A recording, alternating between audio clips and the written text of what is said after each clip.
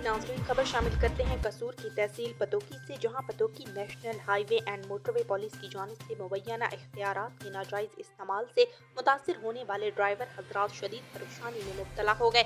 इसी हवाले से मज़ीद तफसीलात हासिल करते हैं ABC न्यूज़ के नुमाइंदा मोहम्मद सलीम अशरफ से। जी सलीम, आगाह कीजिएगा।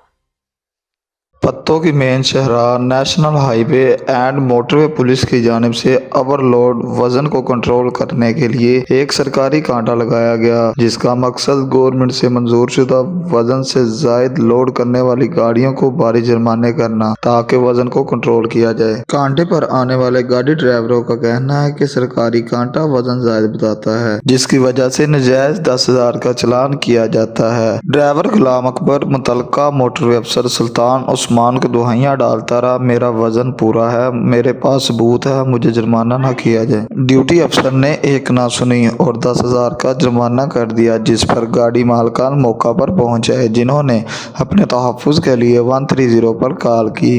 कॉल मसूल होते ही DSP मोटरवे अफजल मजीद और एडमिन ऑफिसर जफर इकबाल मौका पर आए। ड्राइवर और मालकान को डरा धमका कर 10,000 रुपये वसूल कर चले गए, जिस पर ड्राइवर ने वज़ीर आला मरियम नवाज से इंसाफ की अपील कर दी। हम ये पतोकी कांटे पे है, ये हमारा गाड़ी का वजन पास है। जिन्होंने ये कांटे वाले ने 190 kg बढ़ा के 10,000 रुपए का हमारे को ये इन्होंने चालान किया हुआ है।